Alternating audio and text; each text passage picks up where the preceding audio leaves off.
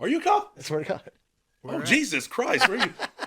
Holy fuck. What have we been talking about? Do we talk about anything wild I don't think before so. you come in here? I was smoking my CBD cigarette. Fucking Oh, good. okay. It's not like that. Shit. Where you a cop at?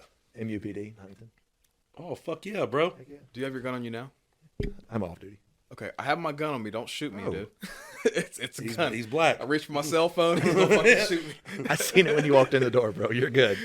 Yeah, I didn't bring my gun because I was all like, oh, cuz is a like full-blown Christian. Used to be. Eat that entertainment.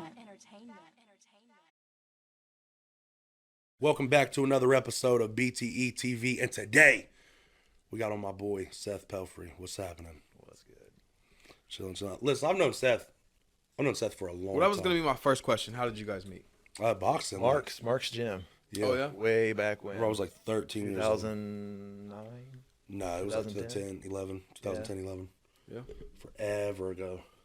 I don't think I've ever.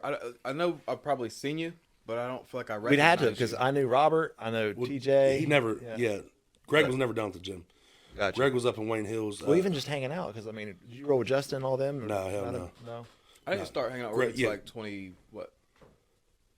11 or no? It's Yeah, probably I've known 24. Greg for a long time, but we didn't start kicking it, like hanging out until Like 2011. 2014. 2011. No, I don't know. Because I dated that black girl, T, Oh yeah. in 2012. Me and you was kicking it. Okay. When I was dating her. Yeah, no hot minute though. So yeah. But yeah. Me and you started hanging out like super heavy whenever I was 15. I just quit boxing. Okay. I quit boxing, was up at Redmond's drinking all the time. So you was down there boxing? Yeah. Yeah, training and Yeah, I was going to Berg at the time, but I kind of bounced around. I knew some of the East crowd too because I came here for a little bit. And I bounced around quite a bit, but then I just fucking vanished, man. Like I was gone forever. So how old were you when you vanished? So that's the start of it all. 17 years old. So going into my junior year. Okay, so I'm gonna go ahead and give people like a little rundown before you get into it. That way, it's just like boom, we throw. Okay, so Seth hit me up. Like I said, I didn't talk to Seth for 13 years, something like that. I ain't saw you since we was kids. And he hit me up and he was like, "Hey, bro, I want to come on the podcast talk." So my guy went, what's it called, MIA? He went MIA for the longest time, and he got kidnapped. And that's how he's gonna tell you a story about how he got kidnapped. So I will say, a little bit of a disclaimer. Okay. I'm not doing this to shit on anybody specifically. Yeah. I'm not out here to sling shit and get in that contest. That's not what I'm about. But at the same time, like this is something that I need to talk about because this is local. Like this is Scioto County, but people just don't know. And there's other kids. I say kids because I'm talking like 12 years and up that want out of that shit and can't get out. Okay, like I'm so fucking it's interested fucking right wild. But let me say, so part of this story, as we get into this is a part of my life that I've kind of sectioned off now. You know what I mean? Like it's just kind of put behind me, so I kind of step away from it. So to kind of revisit some of it, it may not all come out at once as I get to talking. And if you guys ask questions or something, it may spur something. I may jump back. Yeah. Mm-hmm. That's not me adding to. That's just it coming back in waves. I get that. So I'm not going to embellish anything. Nothing's going to be added to for drama or anything. This is literally just what happened. And a lot of the cool shit will probably come out by you guys asking me some of the questions because you're not going to hurt my feelings. You're not going to offend me or anything like that. Sweet. But some of the shit, man, like my girl Annie, which I don't know if you guys know Annie Hopkins? I don't know if you knew her or not. I think She's from around here, but me and her didn't really know each other until we got together. And a lot of it initially, when she first started kind of hearing my story, she's like, okay, you know. And then she's in the thick of all this with my kids and all this shit. They're trying to take my kids from me because I'm outside the cult. It's crazy. And she's like, had I not seen it firsthand, I'd been like, you're a fucking liar. They're like currently trying to. Yeah. Okay. So, like he said, we'll back up from the very start. When I was 17 years old, I was going to Wheelersburg. yeah. And I was pretty volatile, and I was kind of up and down. I was struggling with my mental health, struggling with staying on the sports shit. I was struggling trying to still box or whatever. I was in and out of that. And this place in particular looked to me to be the stability that I needed. I was like, they were very regimented, and I knew that. And my family had kind of visited and were like, hey, this is where we're going to be going to church. And I was not sold on it. So we were kind of in and out, going intermittently. And then somewhere along the way, man, I was 17 years old. I was like, I think I'm going to do this. Yeah. You know, I think this is what I need right now. So I left Wheelersburg. I quit the football team. I quit boxing. And I'm like I'm all in type of guy. I was like, this is the life that I'm going to live now. And I overlooked a lot of shit because I felt like it was just something that I should do. And to me, it felt noble. You know what I mean? Like it was like a good thing. I was trying to like get my life together, straightened up, put God at the forefront. And so a lot of the shit that later on kind of I started looking at from outsider and going, this is just something's not right about this. I overlooked a lot of that initially because I felt like it was helping me. And to a degree, I'm sure that it did, but time passed on. And I'm jumping a lot here, but I ended up getting married While you're inside the cult. while I'm inside the cult with timeout. I don't use that word lightly, but it's a fucking cult. Now, I wouldn't for a long time. I used to say the church that I came from, and like my therapist was like, Seth, that's a cult. Okay. You know what I mean? Like, no, it's not a cult. It's just no, it's a cult. Like if you Google search 9 ways to know you're in a cult and it pulls up the pictures, you go 9 for 9. You know what I mean? Like that's 100% what this is. So there's other churches that affiliate with this one, and there's not a bunch of them, but they're all over the country, and they're very tight knit group. Like only certain churches fit their fellowship circle. Like they have to agree on everything, or they're not friends, and they shit on each other if you change your mind about anything. Right. So she came from another one that's down south in a state that shall not be named. So I married her and moved her up here So how'd you meet her? Though, like you travel through a like a church, like a missions trip or No, something? it's like they call it like a camp. It's like a yearly meeting they have, like the fairgrounds or something, where a bunch of churches come together, kind of like a revival conference or something. So how long had you been in this at this point? I met Ashley when I was 22. So I've been you're there 4 or 5 years. 5 years ish. in. Yeah. And dated her for a little bit, for a year, married her down there, and then she had to move up because I'll get into that. Like women are nothing in that place. Oh yeah. They do whatever the man tells them to do. Shit, I need in the cult. Bro. Jump So- me in. Kick my ass right now. Whatever the initiation process, I will receive. No. So we got married and ended up having I got twin boys that are 2.5 years old with Ashley, and it turned into a thing after I left. Their number one priority was to keep those kids away from me because I am outside the cult. So I'm not living that lifestyle that they want those kids to grow up living. So I'm a threat. Well, hold on. Okay, so are your parents a part of it? They are.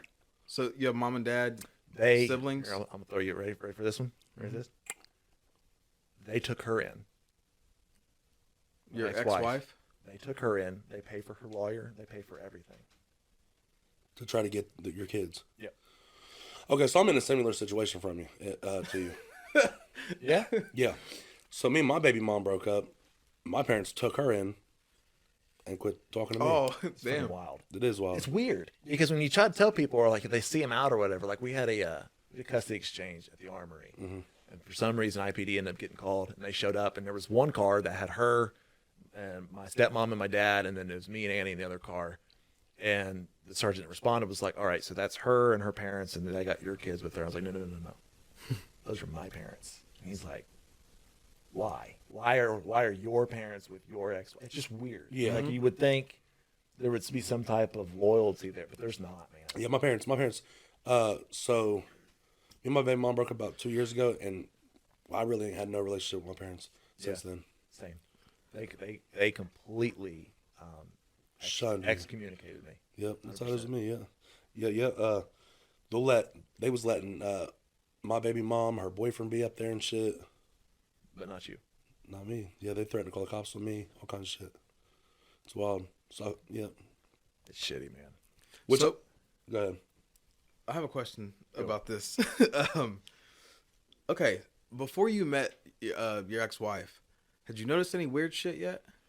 I did, but here's the thing. So when you have to understand that there's a process of indoctrination that happens, right? Where when somebody has been trained in the way that they're to think that if you vary from anything that's being taught or told to you, that you're threatened with eternal damnation. Right? Like if you veer from this or that, you're in rebellion, you're backslid, you're going to hell. Right. So you train someone to live in that constant fear that they get to the point where they're afraid to think for themselves because what they're told is that that's not really how you feel about that situation. All that is, that's a spirit attacking you to try to keep you away from the truth. And so you don't really feel that way. So what you just need to do is you need to bite down and bear through this until you learn to love it again, until those feelings that are confusing you just go away. And that's what a lot of them do. Where I know there's other people in that place that think the way I thought. I know there are. But they're convinced that that's just some spirit trying to sway them from salvation or whatever. You see what I'm saying? Like I know they feel that way, they think that way, because to answer your question, I did. I saw shit and I was going, man, something's not adding up, or it just didn't sit well. But when you're trained a certain way, you're just going, okay, well, maybe I just got to trust the process here. Maybe what they're telling me is the truth. Maybe this isn't the way I really feel about this. Maybe there are darker forces at work here, and it's just trying to pull me back to the life that I used to live, or some creepy shit like that. So at what point did you start realizing, like, man, this shit's fucked up? Bro, it was... I'm sad to say it was later than it should have been. Yeah. Because what had happened was I got real involved, and I started like having like a leadership role. Like I started getting more and more responsibilities. I was doing the homeless outreach downtown. I was doing the prison outreach ministries. Like, and they just kept me so busy, And then I ended up being like the youth leader, so I was over all the youth.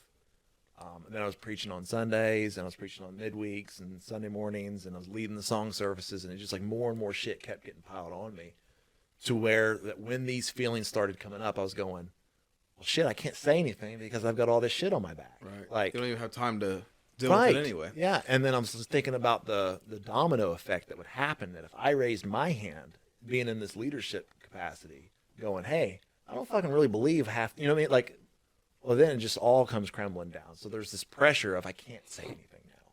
Yeah. And it finally got to a point where the way that I was feeling surpassed that, and I finally just did something drastic and left. So when did you end up leaving? 2020. So it was early last year. Oh, so you just got out of this. Yes. Yeah, like May of last year. Now, how's it been trying to get your life back on track after leaving? It's been a reset process. Yeah, because now you're like, are you antisocial or anything now? Not as much as I thought I'd be, because I did still like work with people and shit and be out and about, but man, like there's this gap where shit changed, like with music and TV and dating and like all this shit changed, and I was so disconnected And out of the loop. Yeah. Like Tinder was not a thing. Oh, you was on Tinder? No, I wasn't. I never knew it. I never knew. I'm talking about like after you got out. No, I never did get on it, but I was just like that culture, how hookups kind of changed. Yeah. That's completely foreign to me. I had no idea about the process. So what was like everyday life like? Because I mean, it's just So you're not like in a compound. It's like you see these people. So let me like explain. Sundays Let me explain what makes it a cult. Okay. Okay. So day-to-day life is you're pretty normal. We just live wherever. What makes it a cult is there is one person that runs that place, and he's untouchable. He is the final authority, and whatever he says goes. And if you veer from that, you are now in rebellion. You're going to hell. So daily life, a lot of their doctrine is very antiquated. It's very old school. Like almost people that don't really know kind of look at it and go Amish-esque. You know what I mean? Yeah. It's kind of like that. It's not quite that to that degree, but just some of the high points, and we can hit these later. Women, they wear skirts and long sleeves. They don't cut their hair, ever. Men, no facial hair, long sleeves, no shorts. That's kind of like your dress code. They don't believe in any social media. They don't believe in any television. I don't believe in any video. So you didn't have nothing. No, you're not allowed to have that. So so it's not just going to church. This affecting your home life. Like this is how This you have to affects live in your home. So this place affected where I went to school, what jobs I was and was not allowed to take. I wanted to go to college, come out of high school. Wasn't allowed to do that. Wasn't allowed to take certain jobs. If you want to date someone, you have to have explicit permission from the leader. Or if it's another church, both leaders have to be in agreement before you can date that person. At any point while you're dating that person, if they say, I feel like this needs to stop, you have to break up. You can only marry who they say you can marry. You can only go where you are told you can go. Certain places in town, you can't go to the movie theaters. You can't go to ball games, basketball, football. That's idolatry. Can't go. You cannot be singing the idolatry. Idols. Oh, okay. Idol worship. Yeah. So I'm gonna ask you something. You ain't gotta say the name of the place. What is the church? Like what type of church? Where was the church you went? Like It's in Wheelersburg. what's it called? Because here's what I want to Are do. you allowed saying that? I want to I save don't that care. as the last question. Okay. Well, I want people to get to the very end of this, and then if he does want to reveal it, then he reveals it. So most people, anybody that hears this and they live in Wheelersburg, they're gonna know. They already know. So do they know this one guy that runs it? Like, is this somebody that most people know? Yes. So I'll throw you for another. So the man that I'm speaking of, when I was there, and this will 100% give it away. He's passed away. He just died this March. Okay. They've since had a new one step in, and So he's like- he was appointed by this man to, if anything happens to me, this is the man that will step in, and it's not changed a bit. So the fact that it's a different man doesn't really change the story any. Yeah. Some of the situations are going to be different because it's not the person that I dealt with directly. But it's the same. But it's the same doctrine. principles. Yeah. It's the same. They still believe the same. They still follow him. If that man walked off a cliff, they'd walk behind him, type thing. I mean, it's fucking wild. Because, for example, when I came out of high school, I told him, I was like, hey, I want to take the ACT and I want to go to college. And they said, no, you'll miss too much church. If you miss a service during the week, any time, because we have 4 or 5 services a week, then it's not the will of God. You don't need to do it. It'd be bad influences. People be there, different viewpoints and shit, confuse you. You don't need to do that. You can't go to college. So how many times does church meet in a week? Now, so Sunday, Saturday, Tuesday, Friday. 5 times. So Sunday morning, Sunday night, Saturday night is prayer and prayer service and choir practice or whatever. Tuesday night midweek, and then Friday night's youth. And then they may call more. Sometimes they call 7. And you have this is required. You have to go. Have to go. If you're not there, you have to call the pastor and tell him why you're not there. Is this a big church? Bigger than you'd think. Like there's a lot of people in it. Bigger than you would think. Most people would go, okay, there's 30 people in a circle all holding hands. No, there's 200 people there. And I mean, there's no way they don't realize this is not what everybody else. Well, that's what they're told. This is the only group going to heaven. If anything that doesn't look like this, they're all misunderstood. They've all been deceived. They've all been lied to. And it is our modus operandi. Our purpose is to change everybody's mind. and that's probably why they be going down to Wayne Hills and. That's all the why they places. go. That's also why they're fucking miserable, because all these other people that I'm not shitting on religion. I'm really not. I'm not even that point. I kind of teeter-totter myself at this point between I want to involve myself again in some capacity and full-blown deconstruction. You know what I mean? I kind of go back and forth. Yeah. If that's something you want to involve yourself with, cool. That's awesome. It's for some people. It's not for others. But these people, that's why they're miserable, because they see other people that go to a church and they seem like they're happy. And they just cannot understand that. You're going to hell. How could you be happy? You've been deceived. You don't believe exactly like we do. So that's why they're constantly out there in the street trying to change people's minds and hand out their pamphlets and come with us, load us up on the bus. And you just got to, if you come, you'll see the difference. And they're just that. Like, Well, they're also, just I feel like invested. how they brainwash motherfuckers. They go get them young kids though. They go down there to like back in the day. yeah, I remember, Wayne Hills. They would they come to used to your bring knock on your that- door and shit. They'd be like, "Hey, start coming to this church." Yeah. And I feel like that's probably how they get them, huh? They got a lot of, I mean, the Sunday school was a big thing. They used to have that big white bus. You remember the big bus? That was So that's the church I'm thinking of. yeah. I think I used to send my Hey, daughter to that church. I used to go. Listen, I used to go because that was the church I went to growing up. Yeah. Started with a T. Mm-hmm. Yep. Church I went to growing up, and they used to give us donuts and shit. Like, that's the only way I ate breakfast. You feel me? Like, we didn't get breakfast at my house. So, shit, they give you breakfast out there and shit. I wonder if this is the church that I sent my daughter to. She went there for years. I would bet money. Because it was like that guy always came. The little bus came. That guy was always on there. Yep. The white bus, little van. I've talked about this church on the podcast before. They've got white vans, and then they had a big white bus, like a big 45 passenger old shitty bus. Yeah. But now they've got the van. They've kind of stepped up a little bit. That's I gotta wild. find out. When you tell us the name of it at the end, I'm gonna have to. Yeah, that was a real weird place too. It's different. Yeah. But here's the thing: is you wouldn't go in there and go. If you just visited, you would just go. These people are different. Yeah. But you wouldn't think to the level that the control is in this place. And I mean, when I say like you couldn't do anything, I'm saying you literally cannot do anything without like if there's like a let's make it church. If there's like a tent revival going on, like out one of them churches out 140, somewhere out BFE, and church you've never heard of, but they got like these tent revival outside, and you wanted to go visit. It's church, right? Yeah. No, can't go. That's false doctrine. Cannot be around those people.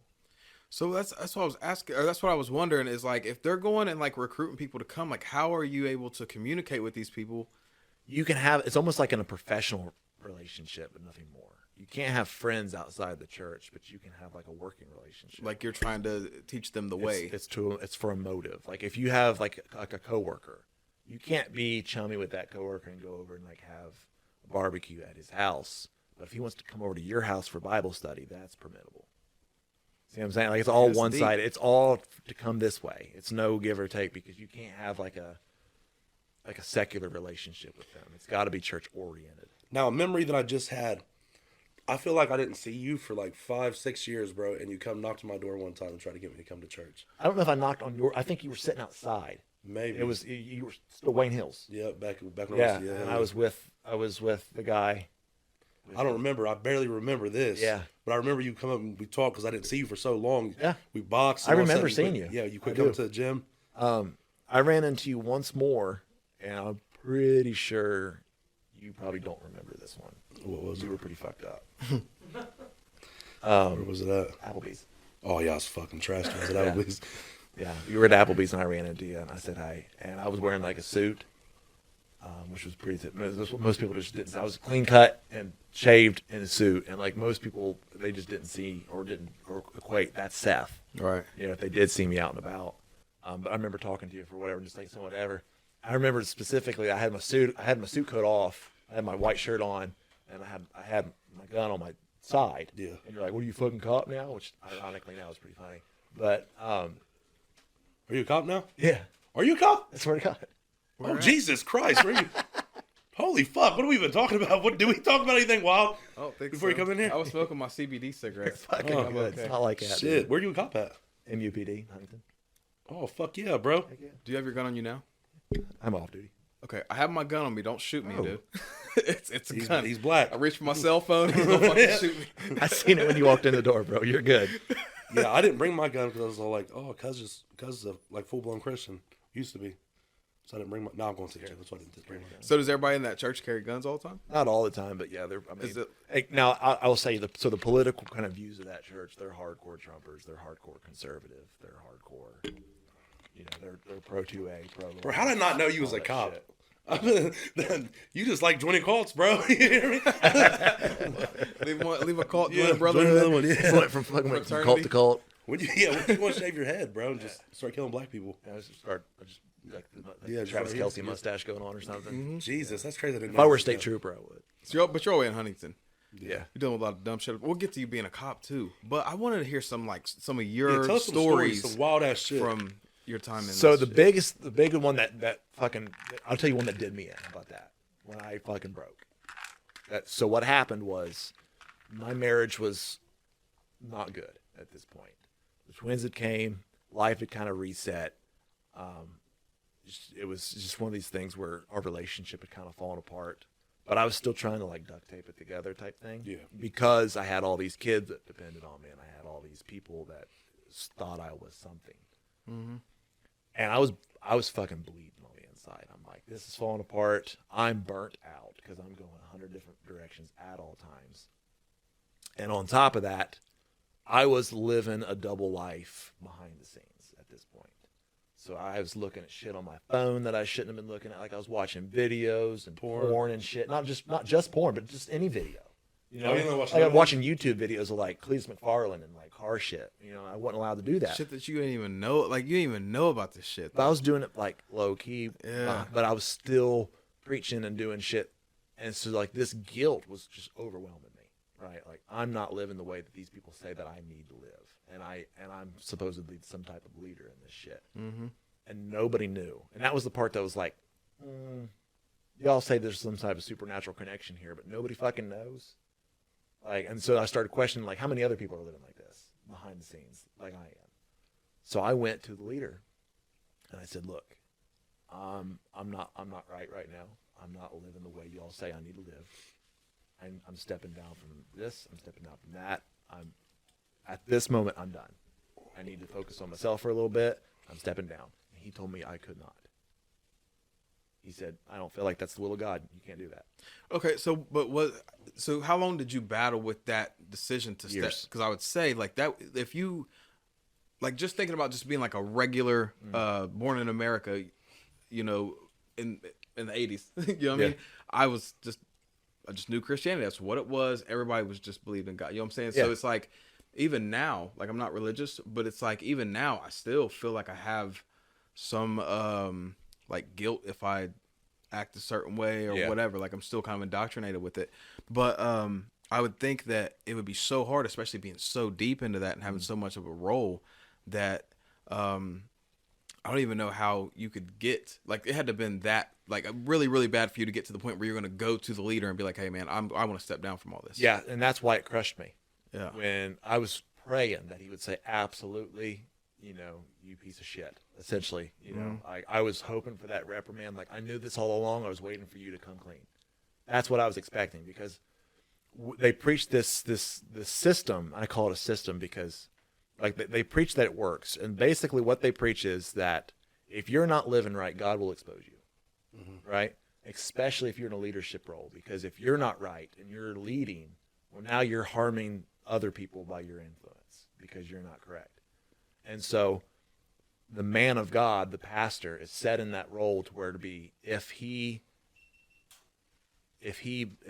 senses something wrong with you or whatever, God will reveal it to him and he'll deal with it before there's too much harm done.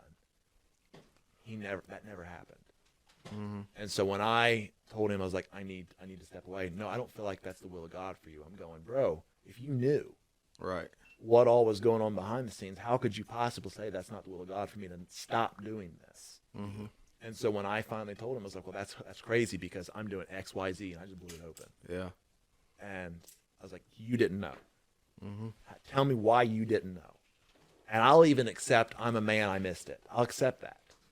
And he told me that it was God's way of revealing it to me through you. He let you destroy yourself. I didn't have to know. I was like, bullshit. You just didn't know. Here we are saying there's this system that that's the fail safe. God won't let you go so far because you'll hurt other people type thing. I was leaning on that to be real, and I needed it to be real because I didn't have the strength to pull my own plug until I finally just did and said, look, I can't do this anymore because this is fucking fake. Because you should have known, and you didn't. And when I finally revealed it to you, it's like, but we have some other kind of slithery answer as to why we didn't. Yeah. And there was just no way to. So at that point, I was like, I'm done. But so it's crazy. Like you were that brainwashed that you really believed that there was a chance that this guy like knew that. 100%. That seems crazy to me. Hoping and praying that it was true. I was hoping so bad that I was wrong, and that's what people kind of, I guess. Especially those that are still there, there's a story that's about me, about why I left and everything, and they turn their nose up at me. I mean, absolutely, I am trash to them. So you see any of these people now? Like do you see your parents? Do you have siblings? I'll get to that. Okay. It's bad. Okay. Yeah. So you know what? Let's do it now. So that's my sister. I have two sisters. They're younger. They're 18, 19. They both live with my parent, or they live with my mom, my stepmom, and my dad. When I say my parents, that's who I'm encapsulating. My mother, my biological mother, she lives in Circleville. She's cool. We're close. Oh, okay. I was gonna ask you about that. 'Cause I heard you say stepmom earlier. It's my stepmom and my dad and my sisters. Technically, my sisters would be half sisters. Renee, my stepmom, is their mother. Hold on. Is that a penguin tattooed on you? It's fucking avocado, dude. An avocado? Yeah. Why's it got legs and arms? Because he's smiling and waving. Why the fuck would you get that? Okay. Avocados are good. I just started Leave a eating call, them. bro. You start getting weird tattoos. Bro, I feel it. and he's got the other half of the avocado. When we hold hands, they wave. Oh, okay. Aw. Oh, How long y'all been together? Year. Get into your sibling thing. I want to hear this. I was just wondering. I thought that was a... Bro, I reach for food in the drive-thru, and people are like, is that an avocado? You like avocados? No, he's just fucking cool at that time. I like them. I was just started eating I was them. sitting at Golden Dagger, and it was like 2 in the morning because he was finishing up my arm. I was like, hey, would you do this avocado thing? And he's like, sure. So we got it done. It seemed like a good idea, though. Yeah. So that's your ex-wife. No, that's had- his girl or Your now. your new girl has that. Yeah. Okay. So wait, what was your ex's name? Ashley. Okay. The new Ashley one's- to Annie. That's the confusion. Okay. Yeah. Okay. My sisters are 18 and 19. Now or then? Or Now. No. Okay. Now they're currently 18, 19. I haven't seen them since I left. I'm not allowed to see them. So my youngest sister, she seems like she's genuinely happy doing what she's doing, living the way she's living. And that's what people don't understand. It's like, if Leah seems like she's happy, I'm never going to do anything to disparage that girl from living that way. If she's like, this is the way I want to live, and I'm enjoying myself doing it, sis, do it. That's if you want to be there, I'm never going to try to pull that kid away. But the other one has left home several times and gotten caught.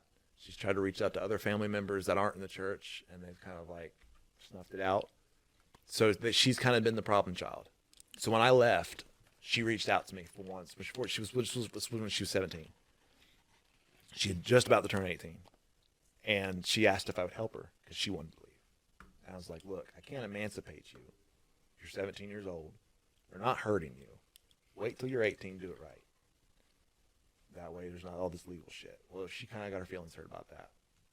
So then a little bit of time progresses, and I reached back out to her, and I talked through her cell phone, and I was like, "Hey, if you need help, let me know, whatever." And she was kind of back and forth on it, but then it went quiet. Then her phone got disconnected. I was like, that's weird. So then I find out, this is several conversations, so I find out that she's working somewhere in town, and she calls me from a work phone, and she's asking me for help. She's like, they track my movements. They track who I talk to on my phone. I can't call you. They found out y'all was talking and took her Yeah. phone, disconnected it. Yeah, so she's like, I have a new number, but they track every text, every call. I can't come see you because the car that I drive has a tracker in it. I don't know where it is. I can't leave the house without them knowing where I'm going, and I need help. And I was like, I will bankrupt heaven to fucking get you out of there. Like, I'll get you a place. You can come live with me. What the fuck ever. Like, we'll figure it out. I'm gonna come get you. We kind of him-hawed about it. She's an immature girl, so she's like real like flighty about some shit, and like she just never would pull the trigger. Well, then it went quiet again. It's like, well, they caught her. Then my parents reach out via text. Hannah doesn't want to talk to you. Quit harassing her at her work. Quit stalking her. We'll press charges. Blah blah blah. I was like, well, either A, she got caught, or B, she had a change of heart and she told on herself, and she doesn't want me talking to her. I didn't know which one was which. Fast forward, probably 2 or 3 months ago, she reaches out again, and she's like, I need help. They won't let me out. I want to leave. I'm scared. They're going to take all my stuff. I won't be able to leave with anything. But when I was like, well, we'll get you a car. We'll get you a phone. This is all over. That's what she did. So she has I'll blow this cover because she's since been caught again. She had a phone. She bought a burner phone that was disconnected, didn't have anything. She would let it be dead. She would sneak it to work with her, charge it, hook up to Wi-Fi, download Instagram, make a fake Instagram account, DM me and Annie, delete all the messages, uninstall Instagram, let it run dead, sneak it back home, hide it. Jeez. That's how she had to talk to me. They found the phone and found out that she was messaging me at work. They made her quit her job at the doctor's office because she was out of their sight. Because they found out this was last month. They made her quit her job. Dr. Prather's is where she's working. So she's 18 though. Yes. So the thing is, she's like, 19 now. oh, so she can just leave, but she just has to leave with nothing. I told her that. Not only that, and then whenever you're brainwashed too. She's fucking terrified. That's true. She can't leave. It's like, what's that called? The Stockholm syndrome? That's true, because she might get out and just have to go back because she don't know how to live out She's here. scared. She's terrified. They've been told their entire life that anybody outside the walls of these church, God is judging them and their life is going to fall apart. These kids, they come up, like Ricky said, they get picked up when they're little, or they're raised in this shit. And so what they're told is that anybody living outside this church, they're doing hard drugs every night, and they're just fucking living like animals, and then they die at their 30 because they're fucking wild. That's what they're told that the world lives like, everybody in the world lives like. So what happens is when they turn 18 and they're like, fuck this, I'm leaving. Well, they go live how they've been told everybody does. Mm. So then they go balls to the wall, they go full retard. And then what happens is they destroy their lives, and then everybody at the church points and go, see, God judged them. No, you set them up for failure. And so that's what all these kids are terrified that their life's going to end up that way. And I told Hannah over these text messages, it's like, Hannah, I work at a university, and he works at a children's hospital. We go home and watch Game of Thrones and fall asleep. Like, well, I don't know what kind of world you guys think we live in, but there's normal fucking people out here. Yeah. There's good, normal people that just live life and they just hand shit. Like, just normal people. Yeah. Not everybody's fucking crazy and being retarded.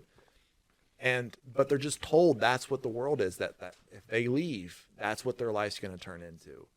And she's just scared that she has to start over, and it's going to be hard for a little bit. That's another thing is my dad makes a ton of money, and they live high on the hog. And she knows it's going to go away for a while because it'll be her money, And I told her I would help her, but it's like, it's still just scary. You know what I mean? When you've been raised on nice dresses and designer purses and going out to eat every single day, that's not going to happen for a little bit. So what is the demographic of people in this church? Almost exclusively white. Mm-hmm. Probably two black families, and then 3 or 4 Mexican families. A lot more younger people than you would think. They're not all like, I know like a lot of the Church of God, Church of Christ crowd, like they're all old and kind of like dying off. This is a pretty good mix of young people and young couples. Wealthy, or at least like, for the most part, yeah. Decently well-to-do. There's a few of them that are pretty low income. A lot of them own their own businesses or something. Mm-hmm. A lot of them are, I don't want to say well off, but they're comfortable. Right.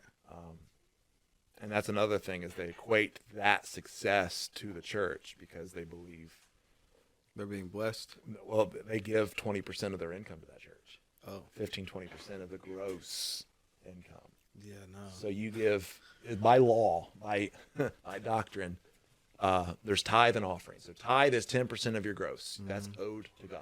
You got to give that to the pastor. Yeah. And then anything above that is a blessing.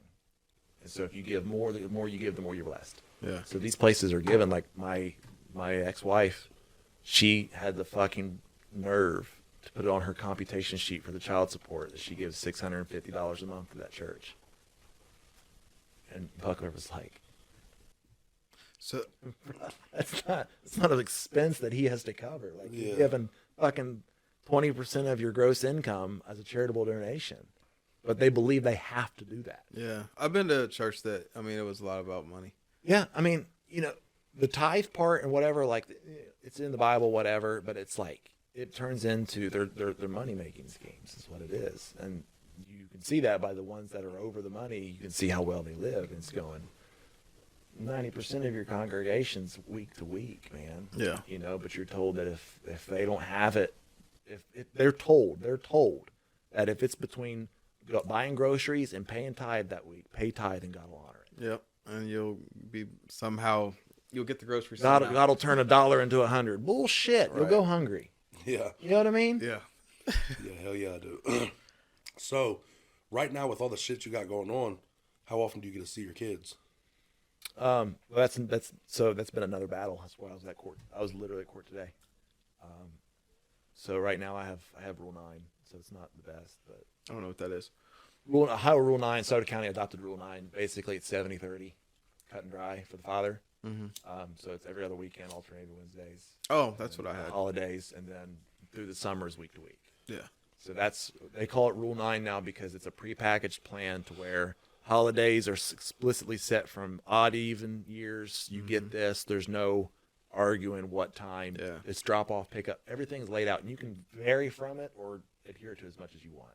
But it's like this prepackaged thing is what they call it now. And how old are your twins? 2.5. So I mean, there's not probably a chance that you're going to like get them really away from this. Like they're going to grow up in this, and they're going to spend 70% of their time That's in the it. battle. So that's why they fought me so bad on the kids, is because they know that I'm not going to make them live that way when they're with me, and that's a threat to them. They're threatened by the fact that these kids having another. It's just fucking wild the more you think about it. Like just another viewpoint in their life is like dangerous to them because they see the possibility. And I'm talking vile shit. I let them watch Bluey and everything. You know, it's fucking crazy. Crazy. What is it? What you let him watch? Bluey or whatever. A little cartoon. Fucking kids shows, man. Like Oh yeah, see that's devil shit. I don't let, Devil shit, dude. I don't let Could you imagine? I don't let my kids watch cartoons, bro. We watch Sons of Anarchy together. But yeah. I'm dead ass. It's fucking crazy, man. But like, yeah, so they fought me tooth and nail. It's like, she took out 2 DVPOs against me to just try to put an emergency hold on my custody so I couldn't get them. And then obviously they fell through, but it was like in that process, because you get one taken out on you, you get the ex parte portion, and then you got to wait for the hearing. Mm-hmm. And while you're waiting for the hearing, it stands. Yeah. And then that hearing may not be for a month, so there'll be a month that I didn't get them. Well, it probably looks good on YouTube, you being a cop. It helps some, but at the same time, like they even still tried to order me to get like a mental evaluation done. I was like, bro, I carry a gun into fucking daycares in school. You want me to get a mental evaluation? Right. You know what I mean? And that's what I did. I still was like, here, judge, here's a piece of paper that says I'm not fucking crazy. Right. But they're so tired of this shit. The court is even tired of this shit because it's not a thing as is he a danger to himself or others. It's does he live the way that you want him to live? And the answer is no. And that's the problem. But that's what these people are doing. Anytime someone leaves, number one priority is destroy that person's character so they can't trash this place and be credible. So let's assume that everything stays with your kids the way it is right now, right? And I mean, they're going to be 10 one day. I mean, Damn, 15. So we're probably going to get into a beef with this church or this episode, right? Hey, I love shit like that. I'll burn it down, Bro, so I'll tell you this. Well, so are you going to actively preach against that to your kids? I'm going to let them make their own decision. Okay. Yes, that's what I was. That's what I was wondering. But you're going to give them TV and shit. They're not going to be able to go home and watch TV. Right. Like, They're going to be There's going to be conflicted. this duality to it. But, like, that's why it's so imperative that Annie is in their life, because Ashley's a good mom. Mm-hmm. That's been my solace through all this, is I know they're not in danger with her. She loves those kids. I know that. Yeah. But to be able to try to put them in this box of this is the only way to live, I think you're harming your children by doing that. Mm-hmm. And that's why I think Annie is so anti-religion, anti-anything like that. She's just, I don't give a fuck type mentality. I think that's refreshing. I want them to be able to see both sides of that and see two normal people, normal to a degree on Ashley's end, but also see that Annie's not affiliated with this church, but she's still a great person that loves you in this mother role. You know what I'm saying? Yeah. And where it says, just because she doesn't go to this place and just because she doesn't believe the same way that all these people say you have to believe, you see how she's still a good person? You see how you still love her? That's because there's more people like that in this world. They're not all in that little box of yours. There are normal people out there. Now, does your girl have kids? She has one, yeah. And I've known him since before he could walk type thing. He's a year and a half. So there's 2.5-year-old twins. Her son's a year and a half, and I'm dada. Yeah, that's all. He doesn't. His dad's a piece of shit. I hope he hears this podcast. You know. And then Annie's having our 4th boy in December. So Wow. yeah, 4 of them under 3 years old. Like, yeah. Lucky You and her ain't married? Nah.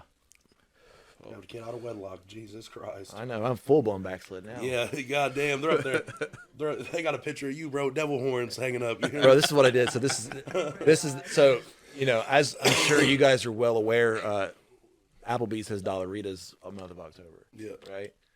So I went into hell yeah. I went into after one of the Berg football games. I was with some buddies, and I went into Applebee's, and there sat a family from this church, several kids. I know this family. I've known them for years, right? And I'm being a nice guy. Walk past it. Hey, how y'all doing? Just stonewalled me. I was like, well, fine then. Whatever. So I was sitting away from them, and the guys in front of me were like, dude, they're staring a hole through your fucking head. Like, even the kids are like just like fucking glaring at me. And it's whatever narrative has been preached there that sets this. I don't even know what it is, but apparently it's fucking bad because they're all treating me this way, right? So I was like, I called my waitress over, and I said, you want to fuck with somebody? She's like, hell yeah. I was like, why don't you send them 5 margaritas? You send it over there to them? Send them to their table. Kids too? Oh, yeah. Fuck them. Fuck them kids. So she walks over. He said, fuck them kids. Hell She yeah. walks over, she puts it down, and he's like, whoa, what's this? She's like, someone bought you some drinks, and he's like, is it Seth? Was it Seth? She's like, I don't know who Seth is, but somebody just wanted to buy you some drinks. They wanted to be nice, so enjoy. Right. And it walks off, and he comes over, and he walks like behind, like coming over, and like he's coming, and then he lost his gumption, turned back around, sat back down. 2 or 3 times he did that, and then he finally just went to leave, and they all stood in the entryway there in Applebees and waited for me to get up. And we were just sitting there having a good old time. I had done forgot about it. And they're like, he's leaving. So they went to leave, and they're walking out. And you can see him going past the glass windows. So I get up, walk over to their table, grab my margaritas, and walk them back to my table and drink them. Them fuckers are mine. Yeah. I paid for them. So. It felt good, though. Best $5 I've ever spent. Oh, yeah. Did they taste good? They tasted even better after that. Yeah. Now that you got all this out, I think we should just get into the church. Yeah. Okay, so. Well, wait, I want to talk about the women. What about the women? He said he wanted to tell us how the women are treated there. They ain't got no fucking rights. Bro, it's like, so there's places in the Bible that's like, the woman's supposed to be silent. The man is the leader of the home, 100%. So it goes children, women, man, pastor. Pastor's over all of it. They preach that. Starts at the down. So they say the anointing, whatever the authority goes from the top and flows to the feet, right? Women are the feet. They are there to work. They're there to keep home. They're not supposed to work. They stay home and take care of the house. And like it's like this, just like this old school type way of thinking, right? But they're not allowed to have any type of role in the church as far as like authority. They can't preach. They can't do anything like that. I feel like that kind of lifestyle would actually. I feel like back when it was feasible for people to just for like a one live income like type that, thing. I feel like that makes sense. Oh, yeah, I need a bitch like that. So in principle, it's not evil, right? So what happens is like we were struggling when the twins came, and it was like a refusal. I can't do anymore. This is my role. I refuse to help. Yeah. And that's when it became a thing. It creates this atmosphere of dependence, like this woman can't do anything on her own. And some of them embrace it. Some of them kind of buck it. And I'm not sitting around. There's women there that do have jobs, whatever. Like the kids are growing, they'll go back out in the workforce or whatever. But what happens with a lot of them is like, I can't fucking lift a finger because that's not my role. Yeah. I could see like when the children are like, if I agreed with this cult, I would be like, oh yeah, while the children are, being raised, like stay home, take care of them. I mean, if it's feasible, there's some, cause and like you said, like from on the surface level, it's not a bad thing. The kids are being taken care of and someone's there to take care of the home. And hierarchy and roles, I think, are good in society and in households. There's some structure there. And that was like, see, those are the little snippets of things that's like, that kind of like, it makes it work, but it creates this atmosphere that's just, and it fucks with them. And then they're also, these girls come fresh out of high school and they think that their only motive in life is to get married and be a homemaker. And anything outside of that, they are discouraged and their dreams are crushed. If a girl comes up and she's like, I want to be a vet. I want to go to vet school. I want to work with animals. God, no. Think about the church you would miss. Your role is you need to marry you some good young Christian man. Maybe you could be a preacher's wife someday. That's what you need to look into doing. Yeah. And it's just, they're steered in that direction, and like anything, and a lot of them end up resenting it because they had other dreams and aspirations. Like myself, I wanted to do certain things and they were told no. Well, no may work for right now, but that doesn't kill that dream. And now it's being snuffed out and kind of sit on. They can't do anything with it, but they just sit there and think about it all day while they're sitting at home with their 3 kids, married at 20. Right. Yeah. So, I'm going to ask you a couple personal questions. Go. Did you already fuck before you joined this cult? Yeah. Okay, so you was already. Uh, So how long was you with your wife before you got to sleep with her? Good question. We dated for a year. And you didn't get a fuck? Our first kiss was on the altar. When you got married? Yeah. And I assume that's part of like how you're supposed So to you live. didn't fuck from... I'm assuming you said you joined this cult at 17. I will see you didn't fuck, and I'll raise you. We didn't even hold hands, bro. No, I'm saying, like, so the time that you joined this cult, you was 17. Yeah. And you got married at what, 22, you said? Yeah. So you didn't fuck for like 5 years. Right. After you'd already done it before. No kissing, no holding hands. Was you like, did you jack off? 12-inch rule, bro. What 12-inch rule? What's that mean? You couldn't be within 12 inches of a girl. Did you jack off anything or no? You'd have to, dude. You fucking lose your mind. Yeah. Yeah. I've been 10 days, bro. I'm dying. Fucking losing it. I'm not playing, bro. Literally, I've never in my life, I ain't had sex since, not this Friday, but the Friday before. I've never been that since losing my virginity. I mean, you want to talk about it some more? You feel... It sucks. It sucks bad, bro. I really, I'm not gonna lie. It's not even that bad right now. Just because, like, I'm not thinking about it. You understand? You're what in I'm a saying? room with dudes and Yeah, like, married I'm not people. getting horny right now. That's good. I did get hard, like, was it yesterday? For the first time. I thought you was going to say a little earlier today. Like, No, it was earlier in this podcast. when you walked in. Yeah. No, it was yesterday. It was the first time I got hard in like almost 2 weeks. So Consult your doctor or something. No, it ain't that problem, bro. I don't know what it is, but Wait. I'm just saying though. did you? Oh, So, go hold ahead on. because I know you had some And another personal thing I always questions heard for about me. church women. I heard that they do anal but won't do vagina sex until they're married. Yeah. That I wasn't don't true know in your anything case? about that. No. Okay. No. So You ever heard the song? You know what song I'm talking about? Fuck me in my ass because I love Jesus. You never heard that? Uh-huh. Oh, it's No. fire. So Mormons do a thing they called soaking. You know about that? I just watched a documentary about it.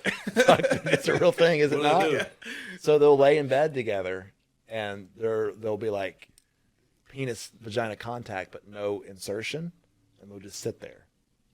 Or they'll put like just the tip there, and they'll have someone else come rock the bed for them.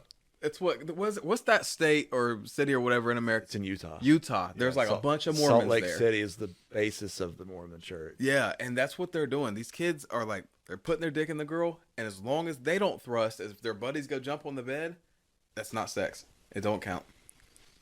It's called soaking, and it's happening at colleges. Yeah, BYU, Yeah, where it's big.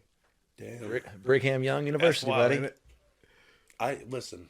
They're all out in Utah because the Mormon church used to be polygamist, where they'd have more than one wife. It was so frowned upon, and no one fucking lived in the salt hell that is Salt Lake City, Utah. Like, no one lives there. Y'all go weird fuckers go live out there, and that's why they're all the way out there. Yeah, because it's still legal to. Well, the Mormon church has since changed. They kind of frown on polygamy now, but there's still churches that do it. Yeah, Yeah, I guess that, man. I mean, let's get into the church though. Yeah. I want to go ahead and put the church out there. Okay. Because we're into the podcast. wait, I want to hear his exit story because you didn't really tell Yeah, us you did. like you didn't really tell us like Bro, when I decided to just leave, so. But by When I say leaving, I it's did like you something just don't go drastic- to church no more. no, I fucking left. I left my home. I left Ashley, and I went and fucked some girl that I was dating, or was not dating, was talking to at the gym. And I just kind of like, I mean, full blown cut and dry. I'm gone. And when they found out that I was leaving, and so the pastor had heard or something that I was like gonna go hook up with some girl, or they thought that's what I was gonna do. He drove around like these hotels trying to find me. It's even crazy that they have that much tabs on y'all that they would even know that something like that was happening. Right. Yeah. Yeah, you're not allowed to do really anything. So then what happens? Like the pastor didn't find you, I assume, right? So no, he didn't. And so what happened was I was gone for a little while, and me and Ashley filed for divorce. I filed for divorce, and then later on last year, towards the end of the year, I guilt tripped myself into saying I want to try again for my kids. Like, I didn't want my kids to grow up in a broken home like I did, right? And I kept beating myself up, going, I'm doing them harm by not at least trying one more time. The marriage or The marriage. all of it? The marriage. So I went to Ashley and I was like, hey, maybe we can try to figure something out, whatever. But I'm not going back to church. And she consulted the pastor, and the pastor said he either comes back to church and lives fully, or you are not allowed to try to fix your marriage. That's wild. And so she came to me and she said, Pastor said no. Pastor said, you have to come back and jump through all these hoops, and then we can potentially think about working on us. But you'll have to live somewhere else for a while, and you have to earn your way back, and he's going to oversee this process. So do you think that Ashley would still want to be married to you if Pastor wouldn't have said no? I think she liked the idea. I think she liked the image of being married in the church with this preacher of a husband, with her kids having their dad in the home. I think she liked the idea of that. As far as me personally, no. I think she resents the fact that she doesn't have that picturesque image anymore. She's now the divorced wife of the twins in town. So what happens to her now? Like, can she remarry? When our divorce is cut and dry done, which is in the final stages of now, when it's done, at that point, some churches say no. Some churches would allow her. I think that's kind of up to the pastor's discretion, which is a lot of that church. And they almost like pick the mate, right? Kind of. They've already kind of found her a few suitors. That's crazy. Like some guys that have also been divorced and a little older or whatever. But a lot of those guys are in other places in the country, and the church's rule is the girl goes to the man. And if she thinks she's moving out to fucking Farmington, Arkansas with my kids, she's got nothing coming. So she's stuck to Wheelersburg. No. So, but let me add to that is what I just said as far as like the pastor's discretion on whether or not she can remarry. The problem with a lot of this place is, and again, it's not shitting on religion, because a lot of places, the churches, they go by what the Bible says. Yeah. And whether that if you want to base your life off that Bible, off that book, that's perfectly fine. So if the Bible says X, Y, Z, and you say, well, my church believes this because this says this in the Bible, that's one thing. You want to live like that? Cool. The problem arises with this place in particular is because the pastor is the final voice. He is your man of God. He's your way to hear from God. So let's take something way off the wall that's not in the Bible, right? Like basketball. If basketball becomes an issue, that man of God will go home. The pastor will go home and he'll pray about it. And if he comes out of that prayer session, in his head, he says, God said in my prayer that basketball is wrong. You cannot go play basketball anymore. You'll go to hell. That now becomes a heaven or hell issue for you based off that man's opinion at that time. Now it's a heaven or hell issue in your life. That's insane. Because that's what he thinks now. Right. There's churches that believe that with golf. Like golf will send you to hell. You can't go golfing. Bowling, that church there doesn't go bowling. Just a couple like ball references that made me think of it. But like a lot of shit that's not explicitly in the Bible, like watching TV, right? Right. There's no verse in the Bible that says you can't watch it. Well, they'll argue that. They'll say there's a verse in Psalms that said that David said, I'll set no evil thing before my eye. And they're like, haha, see TV. Like, bullshit. Yeah. It's not. But there's no verse that explicitly says you can't watch TV or you can't do, like the Bible doesn't mention cocaine. You know what I'm saying? Like, but there's these things that's kind of like these gray areas. The pastor takes it upon himself to say whether or not you can or cannot do these things. The church that Ashley came from, they don't believe in Christmas. If you celebrate Christmas, you'll go to hell. That's extreme. but when she moved up here to a church that does do Christmas, now it's not a heaven or hell issue anymore. Oh. Right. Was she conflicted on that? A little bit. Yeah. But even the pastor she came from said, no, when you go to that man's church, now your basis of what is and is not a heaven or hell issue changes. So that's I'm like, bro, it is or it isn't. It's not even just based on the Bible. It's based on this guy that leads this specific building. They call it their set of standards, the church standards. That's what makes it a cult. Right. Yeah. That's what makes it a cult. It's a cult for sure. Just all the control makes it a cult. I mean, it's wild. So here, we'll do this. I shared a thing on Facebook a while back, and it was that very thing. It was like, one of those things where it's like, is this a cult, right? 9 telltale signs that you're in a cult. Number 1, your life is highly regulated by the group. We're 1 for 1. Mm-hmm. The leaders will punish you for breaking the rules of the group. Number 3 is the group isolates you from your friends or family, which they do. The group's ideology is strict, exact, and unforgiving. Mm-hmm. Fucking 4 for 4. You give an inordinate amount of time and money to the group. You cannot challenge the leader or the ideology. Their word is always final. Former members are ostracized and disassociated. The group discourages you from thinking for yourself. And number 9 is you are afraid to leave that group. Oh, Yeah. our fucking show's a fucking call. God damn. Yeah, I mean, fuck, bro. And the biggest issue, and that's I mentioned earlier about my sister. She called out for help, and then like they made her quit her job, and they made her they track her phone, they track her car, and this is a 19-year-old adult, Right. And it's bothering me so bad that it's quiet again. I have no way now that they made her quit her job. I called because I hadn't heard from her, and I saw that my message on Instagram was read, and then the account got deleted. I was like, that's not good. So I called her at her work, and I was like, hey, is Hannah there? And they're like, Hannah doesn't work here anymore. I was like, since when? And they're like, I can't really tell you, but Hannah she doesn't work here anymore. And this was right after it. So I was like, shit, they found the phone. They found her.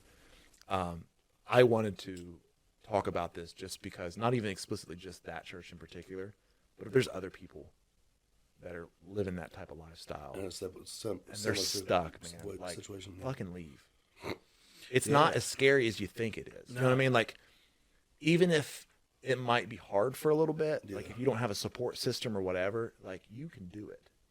That's the thing is like people they're made to believe that without that place they're nothing, and that there's no way for them to succeed, and that's why they stay there because of fear. There's hundreds of kids that came out of these same types of churches that are successful. One of them in particular, I think of, he left the church 4 or 5 years ago. He just opened his own fucking grocery store. Yeah. You know, and he's got 2 kids and he's happy. He's living like that. They don't hear that. They're only told the horror stories because they're made to want to control them. They have their own school at that place because they indoctrinate them, man. Like that's where my ex wants my kids to go to school. They want them to go. I actually graduated from that school. Oh, so you didn't go to? So you went to? I left when I left this Wheelersburg. church is- I left Wheelersburg High School and went to Truth Christian Academy.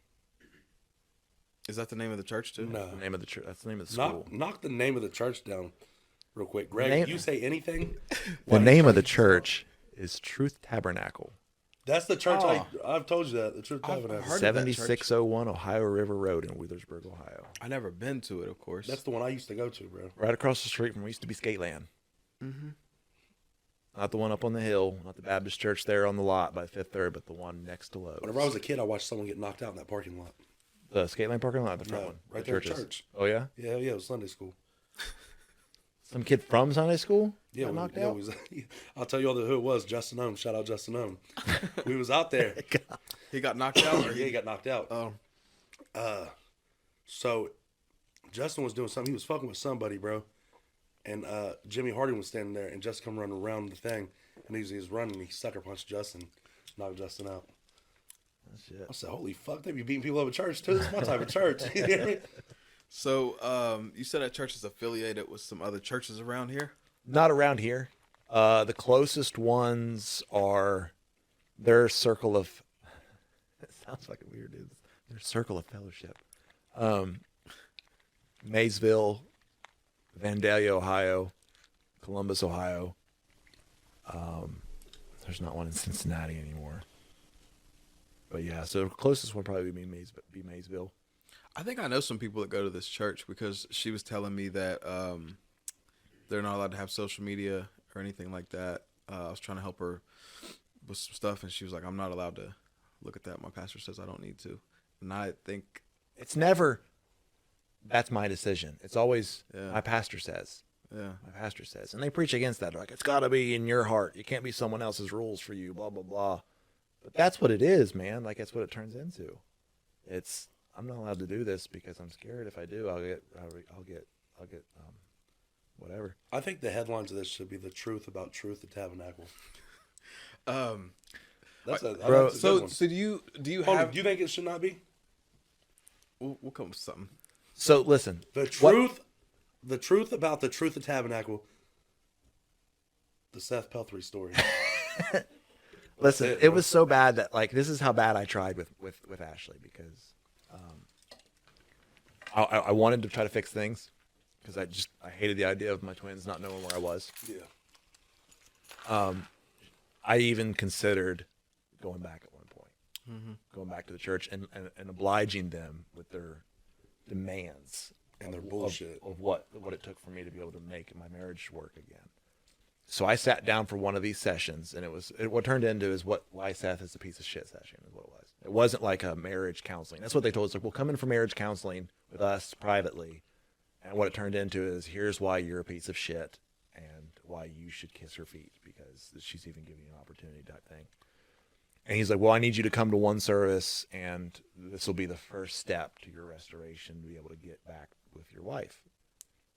So I went, and in the service, in the middle of the service, he called me to the front of the church and publicly shamed me in front of the congregation and made me apologize to each and every person for me bringing a blight and black eye to the church. A black guy? Black eye. Oh, shit. Oh, my God. I said, Jesus Christ, bro. He fucked me up, bro. So the black eye was because you left. Right. Okay. Yeah, okay. I was like, damn, bro. Yeah, it was like as a leader in the church, I stepped away and I ended up having an affair with some girl, and I left my wife, and I was this piece of shit. I needed to come back and grumble, just. I wonder if, like, I never went again. there's That was no done. way that, did you apologize? I did. Oh, okay. Yeah. Like that day while you're in there. And then as you left, you was like, man, fuck this place. But for real, dude. And Yeah. I went to her and I was like, look, I can't do this. So- Either you want to make it work or you don't. And she's like, no, the pastor said that you're not allowed to make it work with me as long as you don't fulfill the rules. So I went to him and was like, what are the steps? This is the first one. Give me a goal. Tell me how many more steps I have until I can actually like fix my marriage. And he's like, when you meet the next one, I'll tell you what the next one is after that. Yeah, fuck that. And I was like, I'm done. Yeah, I you went should to her be- and I was instead like, of you just either fucking on the you leash either the do rest or of you your don't. life. I'm not gonna be led on a stick with a Yeah. little carrot. And she's like, nope, that's what the man of God said. So then we're done. I was like, cool, So- we're done. Does the pastor, so I'm taking it he was an old man, right? He was in his 60s, yeah. Did he have a wife? I just could never see, like, me sleeping with a female. Once you get pussy, you're just like, you understand why a motherfucker wants to cheat. You understand what I'm saying? What the fuck? What's that got to do with any of this? Because he said they fucking was like, damn, bro, you cheated on your wife. That's frowned up on in like every religion except for like a couple.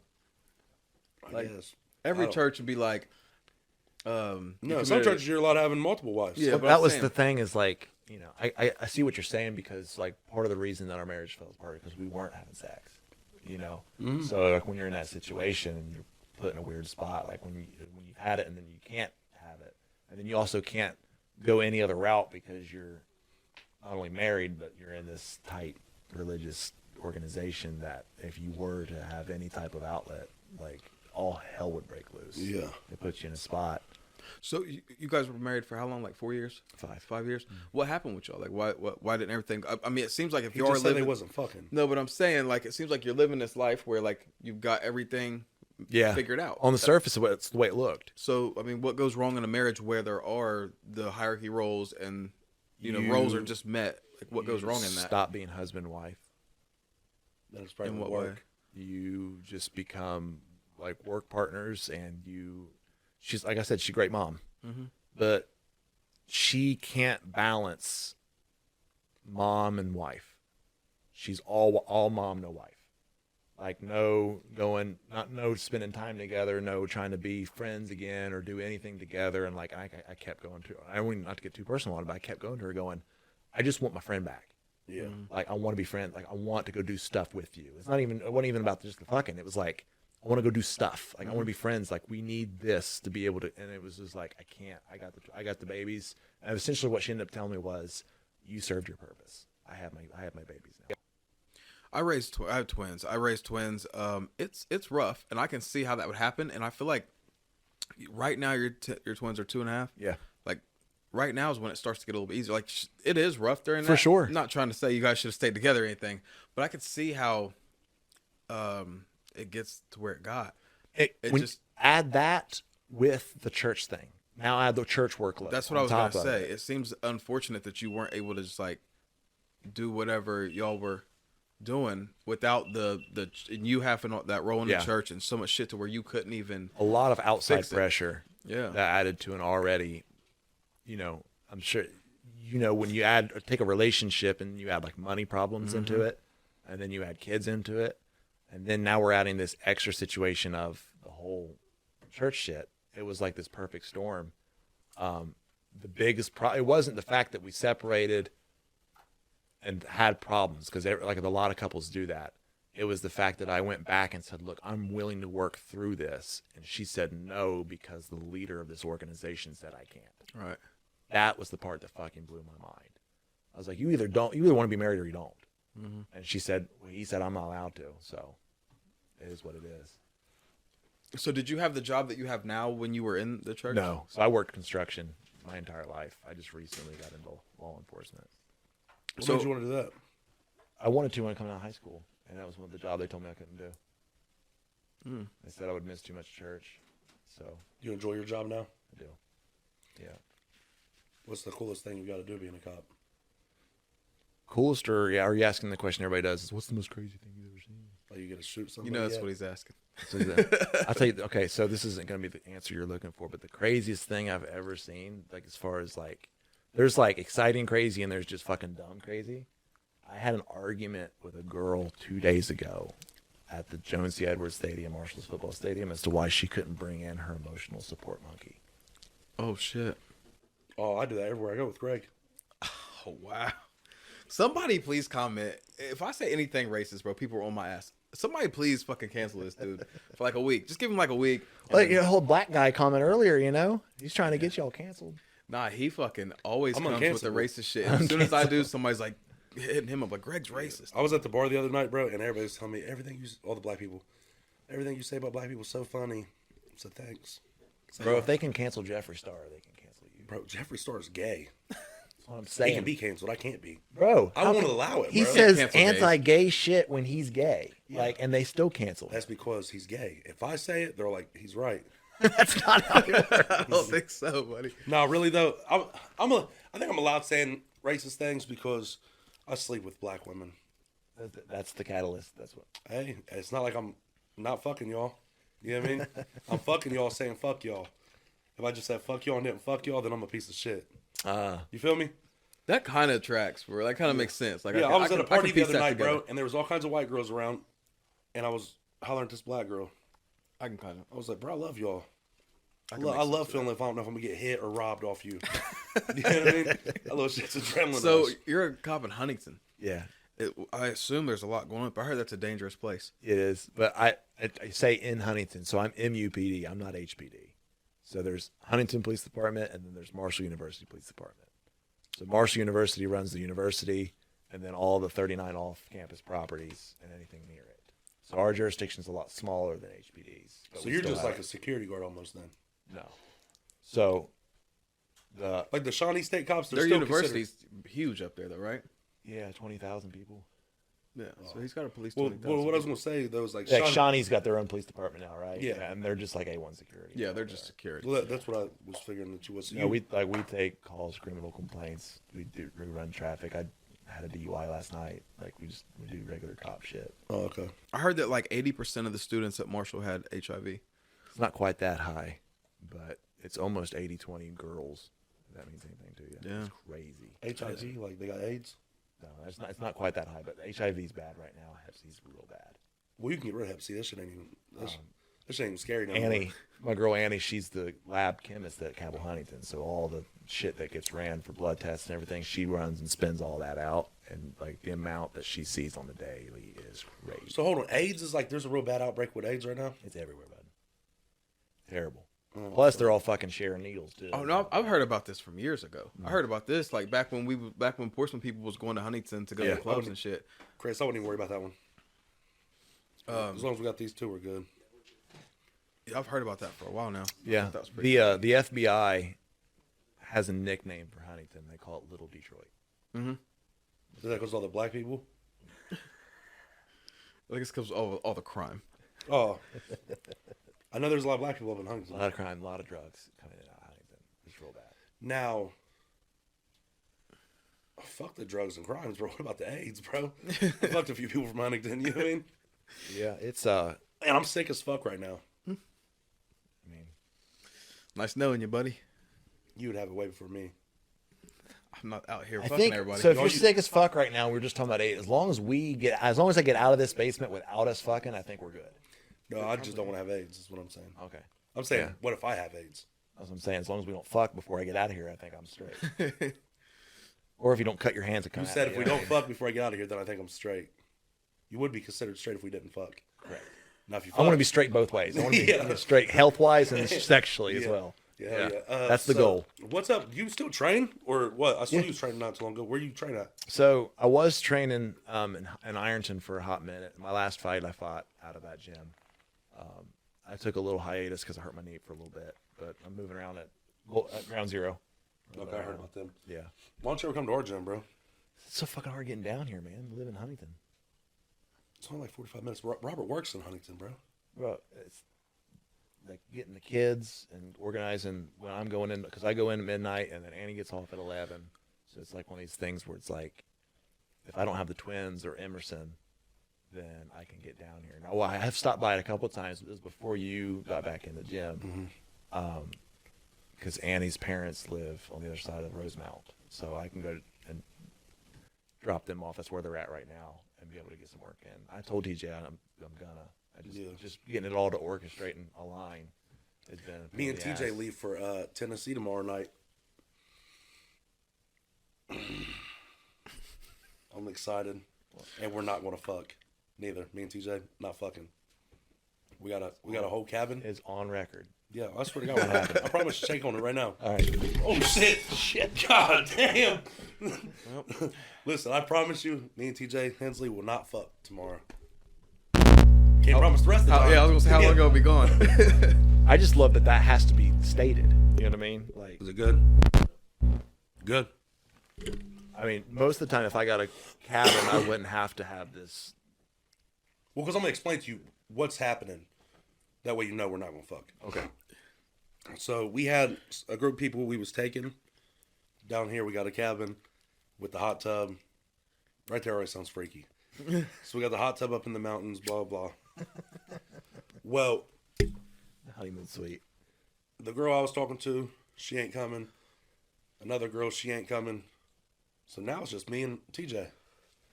The trip's already paid for. Hell yeah. Why the fuck would we not go? I was like, I love drinking in hot tubs. I was like this. I said, we're still gonna drink. We're still gonna get fucked up. We can be in the hot tub naked together. Don't drown in the hot tub. Bro. Hey, didn't Either part, Matthew 'cause they're Perry? not What was gay. he from? Friends. Yeah, he just. Chandler Bing on Friends. Bro, Oh, I don't never believe. watched that gay shit. I never watched it. That show. I loved him. I never watched it, but I heard it's great. It's great. No, you never heard that. A lot of people love. Anyways, Friends. can I get back to me and Oh yeah. Let's talk about He you. wants and- to continue to convince us that he's not going to fuck TJ. Right. yeah, me and TJ were not. I promise. Listen. How many days are you gonna be gone? I will get back Saturday. We leave tomorrow night. Get back Saturday. How many Fucking days low is baller that? down there. They're never coming. That's the back. 4. 4 days? Oh yeah, they're fucking third They're night. not coming back. Third night, they're gonna. One of them wedding chapels there on the main drag. Yeah. Could you imagine me and TJ getting down there just fucking? Nah, someone was at my house earlier because we might go out now because, like I said, we wasn't going to go out because we had girls going with us. But now that we don't have girls going with us, we're probably going to go out and try to snatch up a little cowgirl. You know what I mean? Mm-hmm. And then shit, I'm going to say, hey, bro, on our way back, we'll go ahead and leave a night early. Stop in Nashville, party at the Kid Rock Bar, and that's where you find the fucking hoes, buddy. And while we're down there, imagine me and TJ just a fight breaking out with me and TJ Hensley. Oh my God, I'm not worried about nothing. Cause they kick my ass. And I know I can fight, you feel me? So boom, I know I'm straight. I'm gonna be down there trying to fuck everything, even if they got a guy with them. You hear me? So I'm just ready to have a good time. TJ, he messaged me earlier, he said, I just don't want to go to jail. I said, buddy, I don't want to neither, but sometimes shit happens. You know what I mean? Just want you guys to be safe down there. Mm-hmm. No, we're gonna be. $150 misdemeanor, buddy. If we get pulled over, we ain't gotta worry about getting shot. You ain't with us. Anyways. No, just joking. But yeah, we're not fucking, hopefully. I think we're gonna have a good time though. So what's the title going to be? What? Of this? Of this? Oh, I already gave us a badass one. The truth, truth. I think it might just be the truth about the tabernacle. People will piece that together. The Truth of the Tabernacle story by Seth Pelfrey. I mean, what do you think? I think that's hard. I as mean, you've fuck. already exposed them. So. I mean, I honestly, I kind of treat it a little bit with kid gloves still, but that's just. Oh, you because- still enjoy the church? Like, you still love it? Like, Or can we say No, fucking? no, it's at all. It's not like that at all. It's just like I just try to not get into their world of this shit throwing contest that they're trying to bait me into. Yeah. You know, they want to go that reaction out of me. Like anytime we'd show up to get the exchanges with the kids, she'd bring like 4 or 5 of the guys from the church and they'd surround my car and shit. Like just trying to get me into a reaction and just start fucking people up. You're a cop, bro. And you trained forever. Get up, just that's what they want to see, this violent outburst from him. They go, see, he can't have his kids because not only is he a danger to himself, he is to others, and blah blah blah. So like, they've just tried to bait me into this. So I pay me. I'll go kick one of their asses. Bro, it's so bad. Like, if Annie wasn't pregnant, she's just like this close to just fucking headbutt Ashley, and it's gonna be amazing. I'll tell you what, bro. Yeah, pay me. I'll go up there and I'll go into Sunday school and say fuck y'all on the Pelfrey side. You hear me? Yeah, my daughter go in there and start stealing money out the fucking jars. Tony Lazuda says hello. I really don't care at this point anymore. You know, they've showed what their motives are. Like my dad sent a letter into one of the court hearings as to why I was unfit to be a father. My dad did. That's wild. Yeah. So they showed their hand. You know what I mean? How do you feel about your dad now? It's on site. You kicking his ass? It's on site. I feel that. I tried beating up my parents a little while back, and Was that on Facebook? You talking shit about that? I might have been. Yeah, sometimes I just get a little crazy, but yeah, I fucking. Was it Ricky Gillum or was it Ricky Boozy Gillum? I don't know which one it was. It's usually Ricky Gillum when he be tripping out like that. Especially, listen, my thing is I just get fucked up, bro. Sometimes I get fucked up. Like the other night I got fucked up, and I was all like, anybody want to fade tomorrow? Because I was just in a bad mood. Anybody want to fade at the gym tomorrow? I was so hungover the next day I had to hurry up and delete that because I was like, man, someone kicked my ass today. Fucking hit me in the stomach, got shit on myself. Which I don't party like hard like that. You feel me? Like I party hard on the drinking side. I've still to this day never did a drug. Yeah. Someone actually tried to. What did they try to do? Someone try to spike or give you some. Yeah, someone tried to put they shit. put meth in a drink. Ask Alex about Holy it. shit. They put meth in a drink, bro, and tried to give it to me. On everything I love. You got date raped. Yep, bro. It was at this after party. Alex Brown was all like, "Alex, don't drink that," because I started getting ready to drink it. I was like, "Why?" He was like, "Bro, they just put all kinds of shit in that, bro." He said, "Don't drink that." Hit me up the next. Yeah, I was like, bro, good looking out, bro. So general rule of thumb, it's bad, right? But if there's one person in this world that doesn't need meth, it's Ricky Gillum. Oh, for Oh sure. yeah. Could you imagine me a meth head? God damn. I wouldn't know you. No, bro. I wouldn't even know me. What are you talking about? I got a real addictive personality, too. So, shit, yeah. I don't need drugs at all. And that's why I was all like, damn, bro. Good looking out, because, shit. If they'd have got me like that, bro, I'd have went home and sold everything. I'd have probably liked that shit. Scare these people at this church you're talking about. If I just dress my kids up like zombies and let them run wild in there. I don't know if it would scare them. I think they would just. They're so self-righteous. They'd be like, "Oh, look at those poor children." You know, that's how they treat people. And like a lot of people that go into that place, and they don't dress the way that other people do. They kind of shit on them. You know, and they preach like they don't, but like you go in there and you dress different or whatever, you feel that, then you'll get preached at. Yeah. As to why you look different. You're, you know, whatever. It's sad that I feel for the kids that are stuck there. Not only just my sister, a few of the kids that have broke loose and got out of there that even were in my youth group. I've talked to a few of them, and a lot of them are doing really well. But they had the same stories of going, I wanted to do that for years, and I just never could. And as soon as they had a way out, like either that was a boyfriend or a family member, someone gave them a route where they weren't quite as on their own, they took that shit and they got out of there. So, that podcast we did with Kara Lee, I shouted out the Truth of Tabernacle. You know why? Because Kara Lee went to Truth Tabernacle. And me and Kara Lee went to church together. Yeah. Well, that's where I used to go to church. She don't still go there. Rosario? I remember she said she still goes to a church. No, so Kara Lee doesn't. Her family does. So Don and Dorsey and all them, they all still go. But they've kind of... They don't fuck with you neither. None of them do. Yeah, not really. Well, it seems kind of crazy that this church is not like this isn't even like a hidden place. Like it's just out and open. Everybody's heard of it. Everybody's heard of this church. Everybody's heard of the church, but they don't know the. I'm not exposing the church because everybody knows it's there. I'm exposing the fact of the way they make these people live. Like if you go visit 2 or 3 times, you won't know this shit.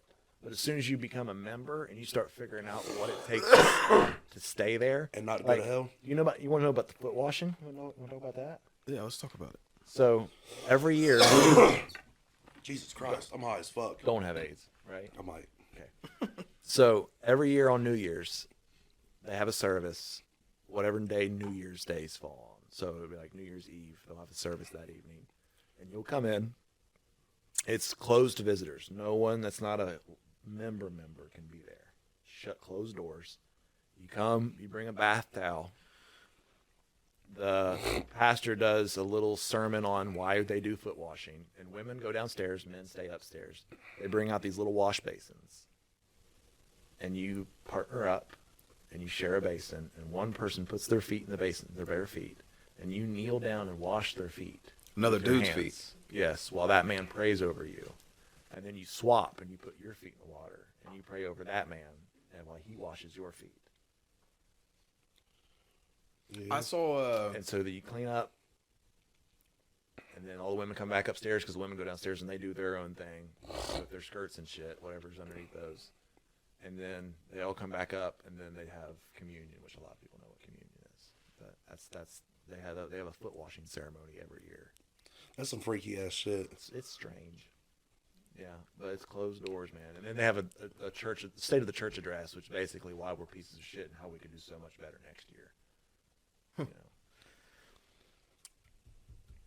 But yeah, it's a lot of shit that people just don't know about that place. And it's not specifically just to shit on that church in particular. It's just this mentality of control and fear-mongering that makes people scared to live or make their own decisions. Yeah. Well, are they? Do they have a title? Are they Mormons? Are they like what are they? Apostolic, Pentecostal. You want Okay. to label it that. But see, that's the thing. I hate putting that label on it because there is several Pentecostal churches or apostolic churches even. They're kind of the same thing. Mm-hmm. There's several of them in Portsmouth. I went to an Apostolic Pentecostal black church, Yeah. and we wasn't doing none of that kind of shit. But so like a lot of them are like their worship's rowdy and stuff like that. Oh, That's yeah, it was kind of, rowdy. you know, especially like I know the one I'm talking about there. You know, a lot of them are like that. In fairness, a lot of the black churches are like that, regardless of Yeah. the denomination. That's just how they are. Yeah. You know, that church is like that. I True wouldn't worry about Tabernacle Chris. is, but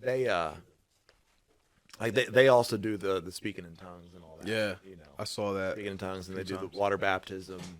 You know, they believe. I didn't get too much into the doctrine of this because it's kind of irrelevant. Like that's all the stuff that they interpret from what they want to believe in the Bible type Mm-hmm. thing.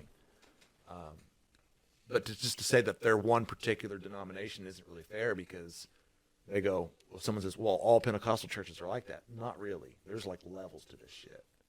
Like there's the one there on Jackson Street. I can't remember the name of it, but it's an apostolic church. Right here on the corner. Yeah, Yeah. Coffee is the pastor's name there.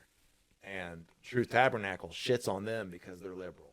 You know, they're way too loosey-goosey. Like they used to believe like we do, but they're not to our standard All anymore. right, not conservative So enough. they're excommunicated. They're pieces of shit. And anybody that has a different opinion or is a step lower than they are is not allowed in the fellowship circle. We're better because you guys need to come up to us type shit. Yeah. So there's like that big fucking church in Huntington. What's it called? Christ Temple, right there on 64. That big one there off the left.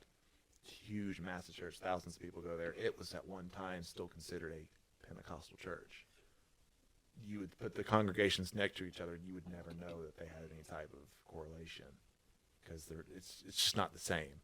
So to say, you know, if you wanted to put a label on it, Apostolic Pentecostal, but they're hardcores. Yeah. They're like, sounds like it. They're like an absolute zero type mentality. Like it is 100% this way or nothing, and if you're not exactly this, you're going to hell. Which is a fucking exhausting way to live. Yeah, that's why I don't teach my young kids. I regret teaching my older kids religion when they were little. I Yeah. used to be really religious, like Christian. Like I felt like that. Yeah. You know what I mean? And then as I've grown up, I don't want my kids to. I was scared when I was a kid. You know what I mean, I was scared all the time of like dying and going to hell or like doing the wrong. I was gonna all come that back shit. today. Yeah, because I was indoctrinated, and I did that to my kids too, my older kids. Yeah. Now I have twins now that they're 6. I won't let my mom's really religious. Great, I love that for you. My fiance's mom is religious. We won't let nobody talk to our kids about religion. Yeah. Because they grow up, they figure that out on their own. If they want to believe it, great, 100%. Like I said, my daughter Kylie, she's 16. She's went to church for years. My 2 oldest daughters go to church with my mom now. I don't mind that at all. They're already there. They're old enough to make that decision on their own. I don't want my kids to grow up scared of like hell or any kind of shit like that. Especially when it's the type of thing where if you do one thing wrong during the day, I'm not talking like some egregious thing where you went out and murdered somebody. Mm-hmm. They think like if you told a lie that day, or if you had a bad attitude towards the waitress at Denny's, you're going to hell unless you repent about that on the daily. And it's like they live on the cusp of damnation of every day. Yeah. And they preach that. It's like every day you've got to pray and ask God to completely forgive you for all the terrible things you did that day because you sin every day type thing. And it's like every single day they're on this, am I or am I not going to make it? You know? And it's just like, it's exhausting. Yeah. I don't know, man. I hate it for him. You know, from the side, you kind of look like Ben Affleck, bro. Huh? From the side, you kind of look like Ben Affleck. Is that his name? Oh, shucks. Has anyone ever told you that? Yeah. Batman? I mean, The guy's dating J-Lo? From the side. is he dating her or Let me is he see. married? Look that way. Oh, Yeah. buddy. Yeah. I'd fuck you from the side. Does he not look like him He from the does. I side? swear, you definitely do. Yeah. I've never heard that. I hear Josh Peck. You remember Josh Peck? You don't look nothing like Josh Peck. I don't know buddy. who that is. Dude, bro, off Drake and Josh. Drake and Josh. He used to be fat, nice, skinny. I mean, I know who he is, but I can't picture him. Because when we smile, we both have this thing going on. Is all it is. That's all that's crow's feet from all the years of that church. Think you're going to hell. Like, fuck. You know Bro, what I dude, mean? I got like gray in my beard and shit. It's like, it wore me out, man. And that was another thing. Is like I saw these other preachers that were my young preacher friends or whatever, and they're getting into their 30s, and they're all like, their hair's gone, and they're all like tired and wore out, and I'm just like, I don't want to live like that, man. Like they're just, I don't know. They need to do a fast. They believe in fasting. Yeah. You have to fast every day, or not every day, every week, at least Yeah. 1 day a week. Yeah. For real? 1 day a week you have to fast. If you don't a fast, lot you of go to hell. Well, if you commit to, so every week when they end service on Sunday, they say, you know, who's going to commit to pray an hour every day, and who's going to commit to fasting 1 day Praying this week, for a whole hour? every day. Jesus Christ. What That's the the minimum. That's the minimum. You'd run out of fucking things to say to Minimum. him. God's probably tired of hearing y'all talk. For real. Fucking shit. There were those kind of like the Apostolic Pentecostal church I went to. There were stuff like that. Like, Yeah. I mean, most of them fasted, and it was like it was constant prayer almost. Like every aspect of a lot of those people's days was about talking to God. For sure. And a lot of them are really happy in it, and that's great. I don't. In essence, there's I not have a no thing problem. wrong with that. Yeah. You know, and I don't care what religion it is. Yeah. So if you're happy. Buddhist or Taoist or whatever, and that's your thing, you know, if that makes you happy and it feels like you feel like you're a better person because of that, I'm not going to shit on anybody. Like that's, Yeah. No, I believe in God. if you're being a better person, like why does it matter Yeah. to anybody else what your belief system is? Yeah. Yeah, I believe. So you don't know if you still believe in God? I believe in God. I don't really know how to access it anymore. If that Yeah. makes any sense. Yeah. You know what I See, mean? I believe in God, which don't get me wrong. I was doing a lot of praying not too long ago. I would pray like once a week, Yeah. and then I just ain't in a while. I probably might go home and pray tonight, actually, because I ain't prayed in a while. But yeah, I believe in God, but I'm not like crazy about like But I wouldn't join a cult because of him. You know what I mean? you sure? I just don't think so. You know what I mean? Maybe, who knows? I don't know. Bro, listen, my life is so fucked up. I really don't know what I'm going to do the next day. I try to plan my days out.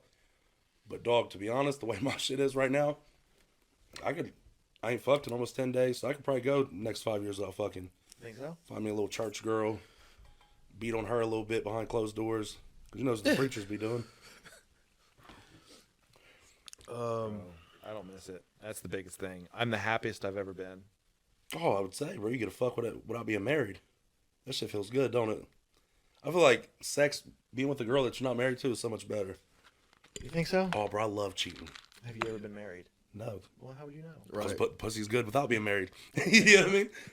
I don't think if I was married to a female, I'd get any tighter. Man, I don't know. It's You plan on getting married again? yeah. I think me and Andy end up getting married. How'd you guys meet? Facebook. You know? Facebook dating? So in Facebook dating, I just hit her up because I knew her. we hung out with a lot of the same crowd. Now, what's her name again? Annie Hopkins. She went to Clay. I don't think I know her then. I thought that. Her dad and her mom both taught at Portsmouth. They both know you. Okay. Dave Hopkins, he's still there. Yep. And Okay. then Gail was the librarian. Yeah. Okay. Well, that was what I was gonna say. I thought her dad was. Yeah, they both did. Okay. Yeah. Portsmouth City. Yeah, they know So how old is you, she? they She know our you. age? How old are you? 28. I'm 27. Okay, I'm a year younger than you.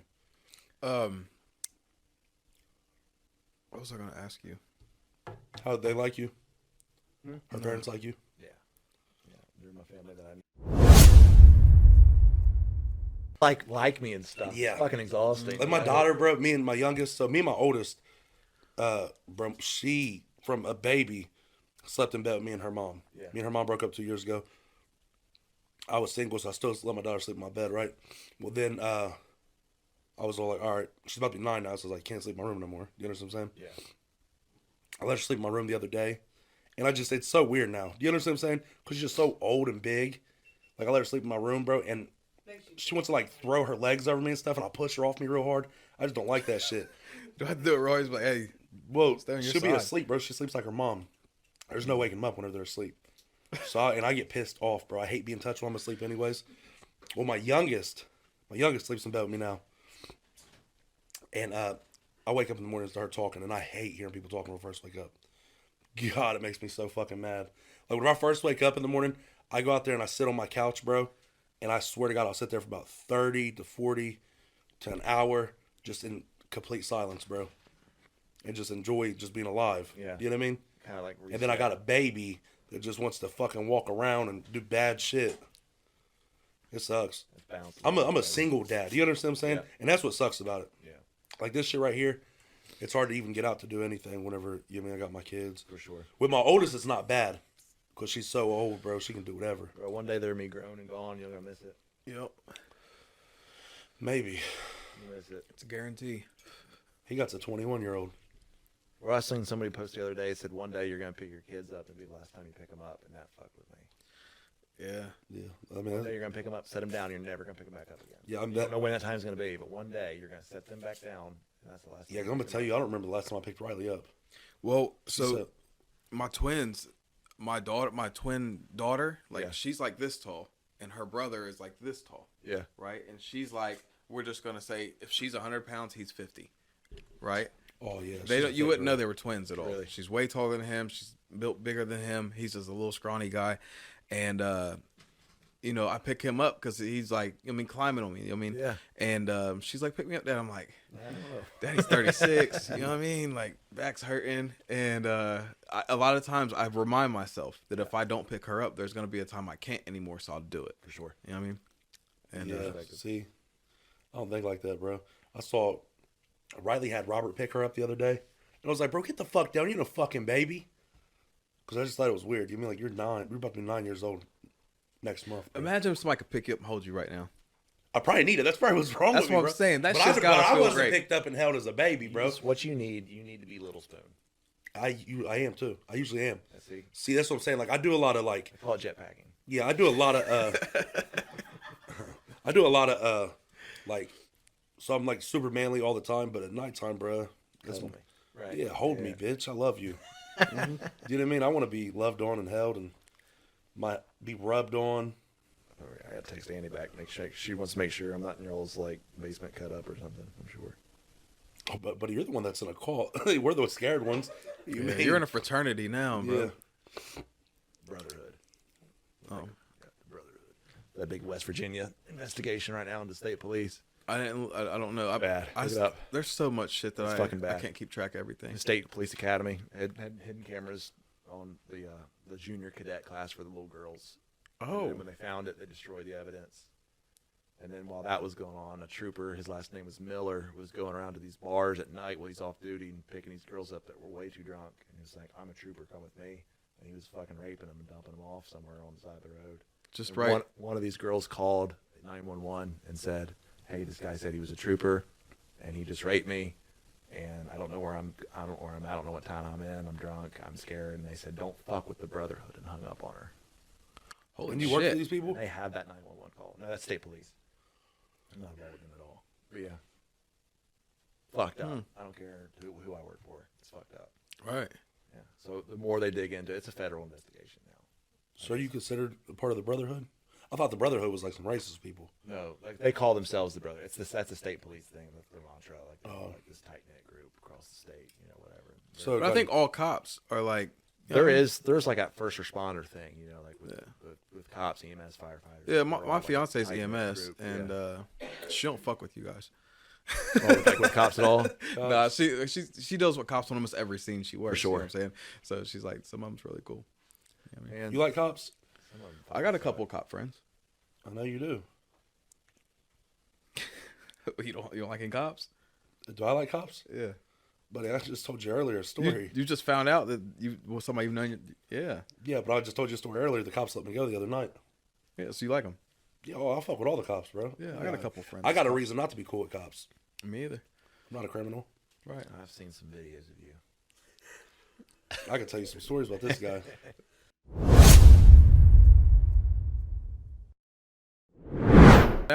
It's the white second. And I watched the guy smoking out of a Budweiser can. I remember Which one I time. didn't even know you could do that. Oh yeah, I was in a party when I was leaving a party going to someone's house in Wayne Hills when I was a kid, and we got there, and they was all smoking crack out of a pop can. Oh my God, Jesus Christ! I forgot about this. I was having a party at one of my houses as well. Having a party at my house, and all these black people was like, "Hey, you got anything smoking? You got a pop can?" I was like, "I can get y'all paper." They was like, "No, we just need a pop can." They was in there smoking crack out of a pop can In your house? in my house. You gotta get the fuck out of here. Yeah, bro. After that, I walked in there. I said, "What the fuck?" At first, I was like, "That don't even smell like weed, bro." Yeah, they was smoking crack. Yeah. You can't smoke crack in my house. God, it was the craziest shit ever, bro. That'd be crazy. Yeah, all it was. And it was people I never thought would smoke crack. Yeah, that was smoking the crack. They said it's cocaine it's just like cocaine for your lungs. That's what they said. So that's the freakiest shit I ever heard in my life. You ever done any drugs? Yeah. What drugs you done? So before I got into the church, I fucked with weed for a little bit. It just never was my thing. My family was real bad off on oxys for a while. You did that though? Yeah, I fucked with them a little bit. And Adderall was my thing. Yeah, I've never done it. Football and Adderall. Perfect. Like laser, dude. I got ADHD real bad, so shit like that has a reverse effect on me. Yeah. That just slowed me down. I didn't do too awful much, man. I didn't even drink a whole lot before I got into it. You drink now? Yeah. What's your drink of choice? Like if I'm at a bar. Or at your house, wherever you drink it. Yeah, if I'm out at a bar, it's a Glock Red Bull. Yeah. I like Jaeger bombs and. I've seen, my God, you and your fucking Jaeger and your monsters. You got me on Snapchat or something? I just see your stories. You should watch my Snapchats. My Snapchats get wild. But I get enough Ricky Gillum in my feed. I don't need no more. I just remember what I was going to ask you when I forgot earlier. It's on the daily, is it not? It is. And like, I'll tell Andy, I was like, I everything in me wants to snooze him for 30 days, but he's just so much entertainment, I can't bring myself to do it. Yeah. So, when you were in the church, you never had Facebook. Nothing. So when did you get it? Because you said you met your wife on Facebook, or your current girlfriend. So yeah, when I left the church, I just made one. Yeah. So do you think that there's people in the church right now that are sneaking and having Facebooks? Oh, 100%. Dude, I can't. If I posted this right now, they would know. By tonight, everybody in the church would know that I was sitting here. They make fake accounts. They ghost on there. They make burner accounts, and or their family will keep them up to date with their shit. Yeah. So the network is fast, man. Even though they're not on there, they're on there. Yeah. You was in there for a while though, and you was watching shit on your phone. You shouldn't have been porn shit. But you didn't have social media yet, or? No, I felt like that was too big of a risk. Oh yeah. That, and I couldn't talk to anybody on there or anything like that because that would be traceable. You know what I mean? Yeah. That would be proof that I was on there. I didn't have much of a footprint if I was just scrolling YouTube and shit. But if I made accounts, that could lock you down somewhere. Or that's Do you feel like you're still transitioning into normal society? In certain regards, yeah.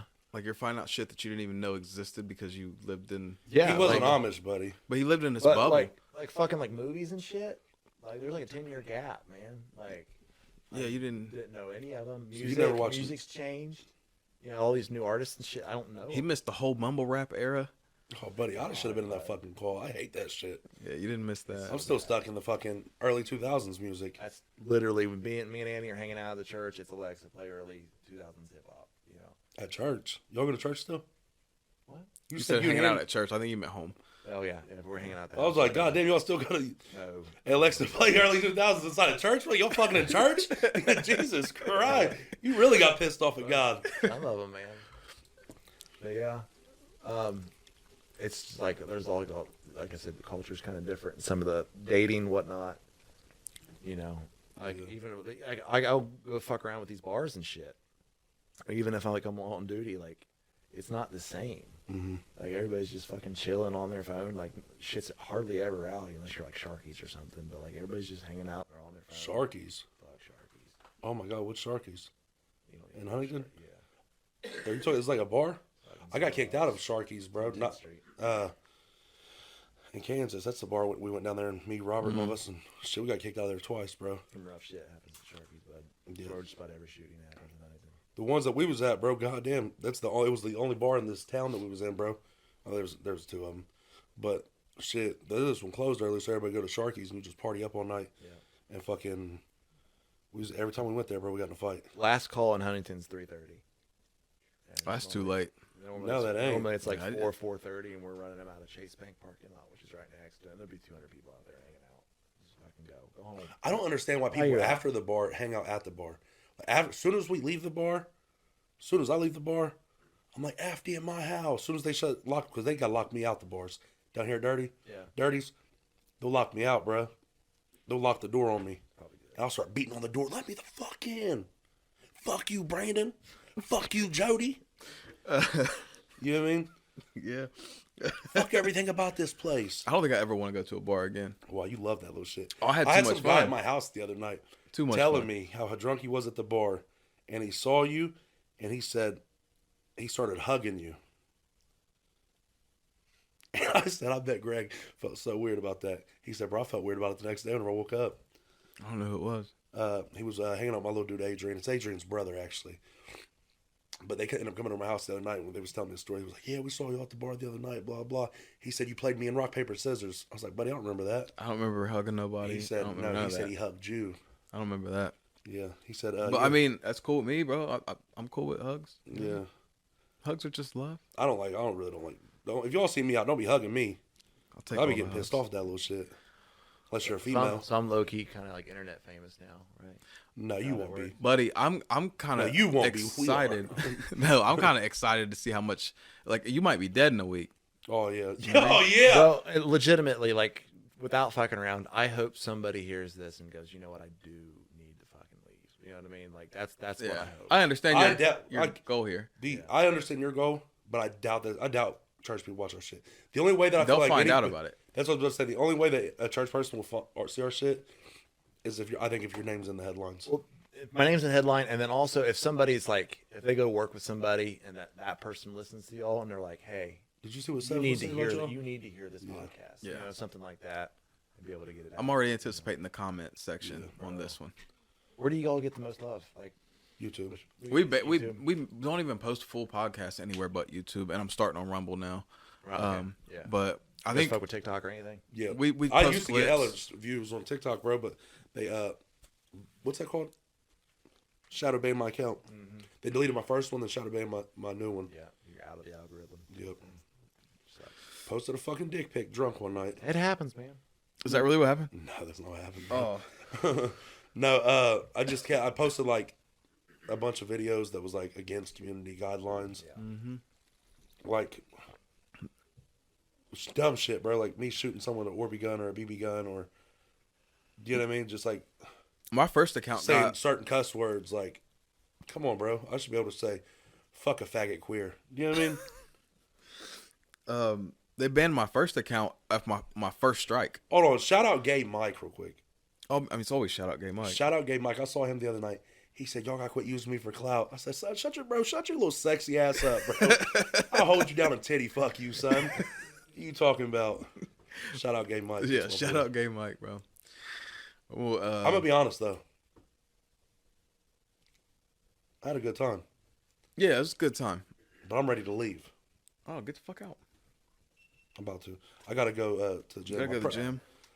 Yeah. I mean, I was like, bro, 7:00, but now it's 7:30. I might not even go to the gym now. You gotta get there, bud. But what I'm gonna say though is, shout out Seth for coming on, bro. Thank you for coming on. Yeah. Shout out Truth Tabernacle. No, All love. Yeah, All love. all love, baby. Nah, that's crazy though. Yeah, if you go to Truth Tabernacle, bro, switch churches because they're kidnapping. Just come talk to me. Yeah, so I mean, that's what I'm asking. Like, if people want to reach out to you, they can, right? Come talk to me. We'll figure it out. I'll help you out. Even if it's just trying to be able to navigate how to reset a little bit and be normal. You know what I mean? Yeah. Because it can be a lot. Therapy. Fucking help, man. Did you do therapy? Oh my God. Still doing it? Still do therapy. Yeah. And it's just like being able to do, they call it like see something be. It's like cognitive, like, anyway, it's like basically like trying to rewire your brain to think another way than like this absolute mentality. And it's not just about church shit. It's just about like regular life. Yeah, I think everybody should do therapy. Bro, it's like, I need therapy. if you need that, man, there's nothing wrong with fucking professional help. I don't Get think it. so either. 100%. I think even if you don't need help, even if you're just normal, go do it. It's good for you. I think. And I've never even done it, but I do it in some ways. Bro, everything else in your body, you go for doctor for preventative care. Mhm. Except for your fucking mental health. Right. You know what I mean? Go get, 100%. Yeah, I think that a lot of my problem is I don't talk about none of my problems. It's hard. Yeah. Hard on you, bud. And I don't, bro. I'm not even an emotional person, bro. This past fucking week, bro, I've been having all kinds of different emotions, bro. It's been a rough week for me. Yeah. Yeah. Maybe that's what's happening, bro. We're having our man periods, bro. No, Change of weather. it's not been a rough week for me as me. I've just Oh, for you I've dealing with been me. your therapist all week. Yeah, that's what I'm saying. I never talk to nobody. Yeah. Feels good. I've known the only people I have is like Robert, my kids, Greg, Cheyenne. Other than that, I have no one else to talk to. Yeah. So I call them when I'm ready to kill myself. You need to talk to him before you get that point. I know that's what I'm Oh saying. yeah, we've So- been talking. Me Yeah. and Ricky talk. Me and Ricky probably talk like 10 times a day. Yeah. As soon as I feel like I'm about like, hey, okay, today's the day I'm gonna kill myself, I call Greg. I'm like, tell me 2 reasons why I shouldn't kill myself. He says, I think you should, fat ass, and hangs up on me. I just say, you know how expensive ammunition is? Think about wasting that bullet. That's true. That's a waste of ammunition. That shit's expensive. You don't stop your house and jump off. I won't even target practice because this shit's too He expensive. ain't even joking either. He hated that video we done. But anyways, though, thank you for coming on, my guy. Yeah. Appreciate the opportunity, guys. For real. BTT. Whew. BTE TV. BTE. And we're out. Like, share, subscribe, all that. And also, hopefully here soon we got some new shit coming out. Hopefully, once again, I'm so tired of talking about the merch. Hopefully, y'all start doing merch, boy. Because We got a whole. I'm ready to be getting paid. I want paid. I want paid off our first collection of merch that come out that I never got paid for. I want my payment. I want my payment, Kelly. Me too. Now.